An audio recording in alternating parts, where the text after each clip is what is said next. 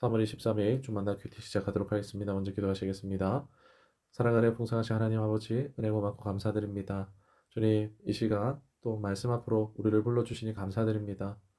세상은 무엇을 믿는가에 집중하지만 우리는 오직 누구를 믿는가, 곧 예수 그리스도를 믿는 믿음으로 서게 하시니 감사드립니다. 우리의 마음이 흔들릴 때마다 주님을 붙잡게 하시고 다른 것들에 마음을 빼앗기지 않도록 지켜주시옵소서. 말씀을 통해 오직 주님만이 우리의 구원자이심을 깨닫게 하시고 오늘 이 묵상을 통해서 주님의 영광이 드러나기를 원하고 우리 구주 예수 그리스도 이름으로 기도드립니다. 아멘. 오늘 함께 하실 말씀은 사사기 10장 1절로 18절 말씀입니다. 너희가 나를 버리고 다른 신들을 섬기니 그러므로 내가 다시는 너희를 구원하지 아니하리라. 가서 너희가 택한 신들에게 부르짖어 너희의 환난 때에 그들이 너희를 구원하게 하라 하신지라.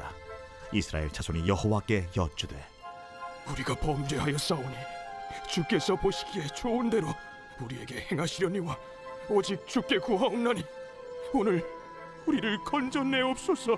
하고 자기 가운데에서 이방 신들을 제하여 버리고 여호와를 섬기매 여호와께서 이스라엘의 곤고로 말미암아 마음에 근심하시니라. 아멘. 오늘 말씀 제목은 무엇이 아니라 누구를 믿는가의 은혜라는 제목으로 말씀 나누도록 하겠습니다. 오늘날 기독교가 세상에서 비난을 당하는 많은 이유 중 하나는 종교다원주의 때문이라고 할 수 있습니다.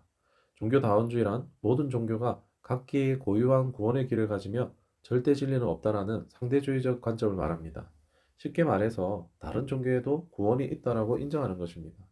그러나 구원은 오직 예수 그리스도를 믿는 믿음으로 이루어지기 때문에 우리는 절대로 이들의 주장에 동의할 수 없습니다. 이 진리는 결코 타협할 수 없습니다. 역사적으로 세상은 언제나 종교다원주의를 주장해 왔습니다. 로마 제국의 쇠망 때에도 제국의 마지막 시기 동안에는 모든 종교가 사람들에 의해 똑같이 참되다고 여겨졌고 철학자들에 의해서 똑같이 거짓이라고 간주되었으며 또 정치가들에 의해서 똑같이 유용하다라고 여겨졌다는 것입니다. 이 말이 무엇을 의미합니까? 과거에도 수많은 종교가 존재했고 그때도 사람들은 어느 종교든 믿으면 다 되는 거지라고 생각했으며 다 나름대로 진리가 있다라고 말했다는 것입니다. 철학자들은 종교를 어리석은 것으로 보았고 정치가들은 종교를 자신들의 정치적 도구로 사용했습니다. 세상은 말합니다. 뭐든지 믿기만 한다면 무엇을 믿는지는 중요하지 않다는 것입니다.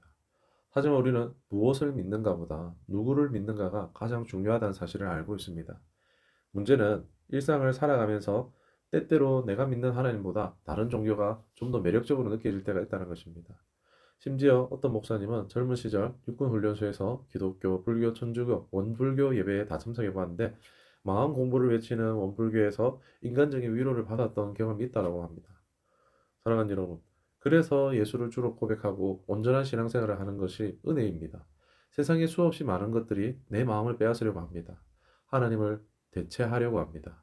마귀는 우리를 계속해서 하나님 곁에서 멀어지게 만듭니다. 남들이 옳다고 하는 것이 옳게 느껴지도록 합니다. 그러나 우리 속에 흔들리지 않는 복음이 내 마음과 생각을 온전히 하나님께로 집중하도록 돕습니다. 무엇이 아니라 누구를 믿어야 하는가를 온전히 아는 것이 은혜인 줄 믿습니다. 오늘 이 아침 누구를 믿고 있는가의 은혜를 깨닫는 귀한 시간이 될 수 있기를 축원합니다. 두 가지로 이 은혜를 좀 나눠보기를 원합니다. 첫 번째로는 누구를 믿어야 하는가를 잊어버리면 모든 것을 잃어버린다는 것입니다. 오늘 본문에는 이 은혜를 놓친 사람들이 등장합니다. 본문의 배경이 어떤 상황인가 하면은 6절에 보면 이스라엘 자손이 다시 여호와의 목전에 악을 행하여 라고 말씀합니다. 여기서 쓰인 다시의 의미는 단순히 이스라엘이 반복해서 죄의 순환고리 안에 있음을 의미하는 말이 아닙니다. 다시의 진짜 의미는 단순한 반복이 아니라 증가하는 반복이라는 뜻을 가지고 있습니다. 이스라엘 백성들은 반복되는 죄악을 저지르며 점점 더 대담하게 죄를 지은 것입니다. 특별히 6절에서는 구체적으로 이들이 섬긴 이방신들의 이름이 등장합니다. 사사기 3장 7절에 첫 사사 온니엘이 등장했대 이스라엘은 바알과 아세라를 섬기는 우상 숭배의 죄를 저질렀습니다.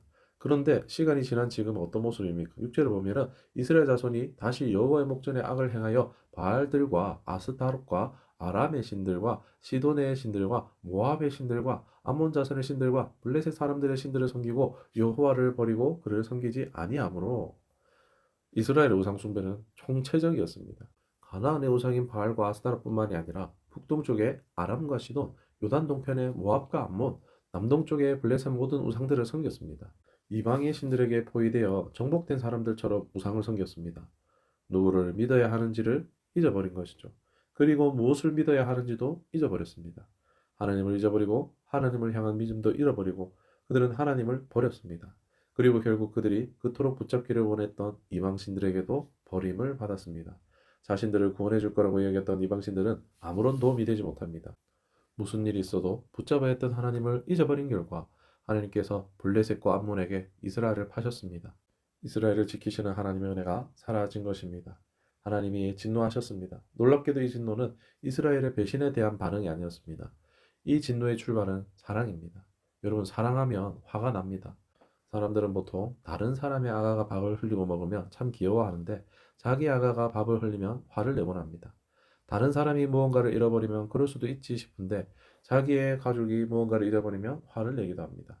지금 이스라엘을 향해 진노하시는 하나님의 마음이 이렇다는 것입니다.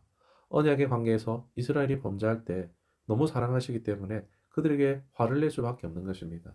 단순히 감정적인 분노가 아닙니다. 하나님의 진노는 죄와 함께할 수 없는 하나님의 공의로운 반응이며 하나님의 보호를 거두시는 징계이며 백성을 다시 하나님께로 돌아오게 하기 위한 사랑의 행동입니다.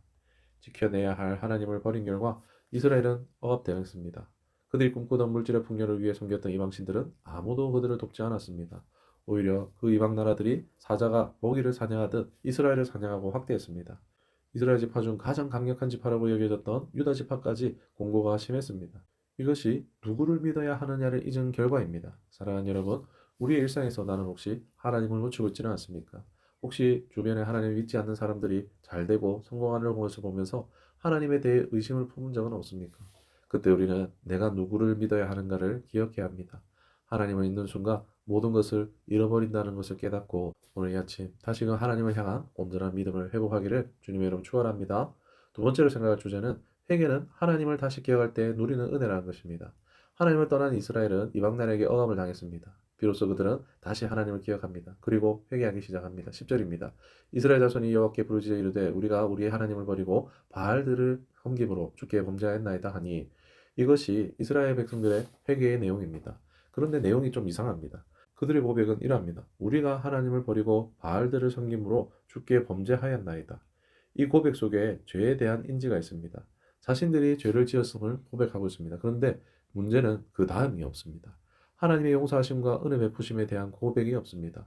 즉 진정으로 회개하지 않았음을 알 수 있습니다. 이들의 회개는 공허한 회개였습니다. 죄에 대한 슬픔이나 울음이 전혀 없는 건조한 회개입니다. 하나님을 외치고는 있지만 여전히 하나님을 그들이 섬기던 이방신들과 같이 여기고 있는 것입니다. 이런 이스라엘의 회개에 대한 하나님의 반응은 그들에게 베푸셨던 구원의 은혜를 다시 기억하게 하시는 것이었습니다. 하나님께서는 이스라엘의 공허한 회개를 들으시고 무조건 그들을 용서하지는 않으셨습니다.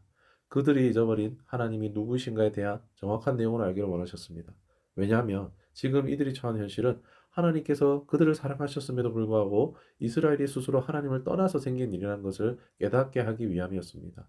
이스라엘의 공허한 회개에 대한 하나님의 대답은 내가 다시는 너희를 구원하지 아니하리라였습니다. 이스라엘은 하나님이 누구신지를 잊어버렸습니다. 그들이 하나님을 찾은 이유는 자신들이 섬기던 이방신들에게 거절당했기 때문이었습니다.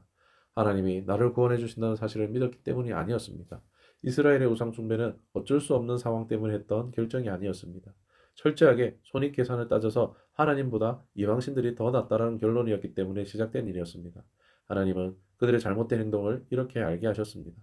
결국 이스라엘은 하나님이 누구신지에 대해 바로 알고 그 이후에 진정한 회개를 합니다.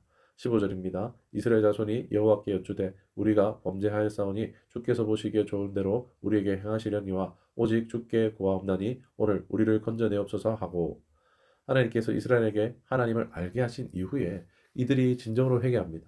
하나님의 뜻보다 자신들의 뜻을 따라 살아갔던 이스라엘은 하나님의 뜻을 구합니다. 그리고 그들 가운데 모든 우상을 제거합니다. 우리가 죄를 짓는 이유가 무엇입니까? 하나님을 잊어버렸기 때문입니다. 하나님을 다시 회복할 때 비로소 진짜를 바라볼 수 있고 비로소 회개할 수 있습니다. 회개는 하나님 자녀의 특권입니다. 그리고 회개할 때 하나님이 회복시켜 주십니다. 오늘 아침 우리가 잊어버린 하나님을 찾는 은혜로 주어진 특권인 회개를 통해 삶이 회복될 수 있기를 주님의 이름으로 축원합니다. 이 시간 말씀을 생각하시면서 기도하도록 하겠습니다. 은혜와 진리 하나님, 오늘 말씀을 통해 우리가 누구를 믿어야 하는지를 다시금 깨닫게 하시며 감사드립니다. 하나님을 잊을 때 모든 것을 잃어버린다는 사실을 마음에 새기게 하시고 회개를 통해 다시 주님께 돌아오는 은혜를 누리게 하옵소서. 세상에 많은 유혹과 도전이 있지만 그때마다 오직 주 예수 그리스도를 믿는 믿음으로 승리하게 하시고 우리의 삶이 주님의 뜻을 따라 살아내는 복된 삶이 되게 하옵소서. 오늘 하루도 주님과 동행하며 은혜 안에 거하게 하시기를 간절히 소망하고 우리 구주 예수 그리스도의 이름 기도드리옵나이다. 아멘.